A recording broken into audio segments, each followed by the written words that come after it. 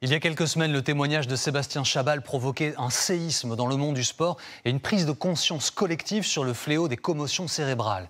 Chez les amateurs, des mesures ont été prises pour protéger les licenciés, notamment les plus jeunes. Reportage Pierre Corieux, Simon Humblot et Noélie Claire.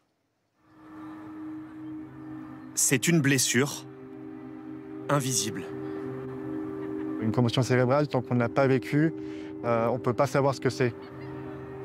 Une douleur profonde, avec laquelle il doit vivre depuis plus de 3 ans. Des nausées, des vertiges, et un sommeil qui était de moins en moins bon. La vie de Julien a basculé le 22 septembre 2021, lors d'un entraînement avec son club de rugby amateur. Ce jour-là, il effectue un simple plaquage sur l'un de ses amis. On est venu plaquer à deux, tête baissée, on ne s'est pas vu et on a tapé tête contre tête tous les deux. Je suis sonné, donc je mets un peu de temps à me relever. Les jours suivants, Julien est pris de violents maux de tête, ne trouve plus le sommeil et ne parvient plus à se concentrer. Il a été victime d'une commotion cérébrale. Lors de l'impact, son cerveau a été projeté contre la boîte crânienne, provoquant ainsi des séquelles sur son organisme. 2 ans d'arrêt maladie, durant lesquels il se bat pour guérir. Kiné, psychologue, psychiatre, neurologue, les rendez-vous s'enchaînent, mais rien ne fonctionne. J'avais 27 ans à l'époque, avec beaucoup de sport, beaucoup de sorties avec les amis et tout ça, et passer de cette vie-là à une vie où on peut presque rien faire, ça a été déjà très dur, et peut-être que je vais pas pouvoir retrouver la vie que j'ai avant. Aujourd'hui, à 30 ans, il doit encore vivre avec des maux de tête persistants.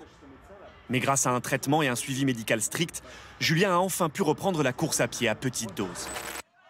Le rugby est l'un des sports les plus exposés au choc à la tête. Une épidémie silencieuse qui commence à se faire connaître grâce aux témoignages d'anciens professionnels comme Sébastien Chabal. Mais dans le rugby amateur, les commotions cérébrales sont encore mal prises en charge car très difficiles à diagnostiquer. Et c'est là tout le problème, quand un sportif commotionné prend le risque de continuer à jouer. Chaque commotion cérébrale qui va suivre la précédente va être associée avec des signes neurologiques de plus en plus graves. Et ce que l'on craint à moyen et long terme, ce sont des maladies neurodégénératives.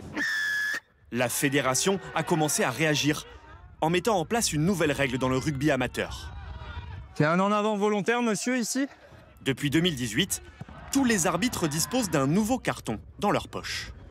Ça, c'est un carton bleu qui permet en fait de protéger le joueur quand on détecte des suspicions de commotion cérébrale. Comme par exemple, quelqu'un, il y a un impact à la tête et quelqu'un qui n'est pas bien au sol, qui est KO, qui se relève en titubant. Cela entraîne le blocage automatique de la licence pendant 12 jours, le temps d'effectuer des examens médicaux. Le rugby n'est pas le seul sport concerné. La boxe et ses chocs violents sur la boîte crânienne. Mais aussi le foot, avec la répétition des têtes. L'ancien défenseur français Raphaël Varane avait été l'un des premiers à donner l'alerte sur ce danger pour la santé des joueurs. Allez, 2-3 jongles. On peut réceptionner cuisses, pieds, poitrine. Ferrat est directeur technique d'un club de foot. Depuis 20 ans, à chaque entraînement avec les jeunes, il martèle le même message. Comme ça te fait hop, et derrière tu fais l'enchaînement. Évite la tête. Évite la tête. On évite la tête. Ne pas toucher le ballon avec la tête, c'est la consigne pour tous les joueurs du club âgés de moins de 14 ans. J'ai été footballeur amateur, et quand tu mets une tête, tu sens qu'à un moment ou l'autre, ça te sonne. Donc si toi, en tant qu'adulte, tu ressens justement le côté négatif de mettre la tête, alors j'imagine même pas à leur âge, tout petit, en plein développement, en pleine croissance, les effets néfastes que ça peut avoir. Ces jeunes ont entre 9 et 10 ans. Chaque ballon joué avec la tête les a marqués. Des fois, la balle elle est très dure et on fait une tête puis on a le tournis un peu. À chaque fois, on dirait mon cerveau il se pousse vers l'arrière quand la balle elle est très dure. Selon de nombreux spécialistes, la répétition de ces têtes, a priori anodines, entraîne des lésions. Des petites commotions aux effets potentiellement très graves sur le long terme. Tous sports confondus, on estime que plus d'un sportif sur 10 a déjà subi au moins une commotion cérébrale.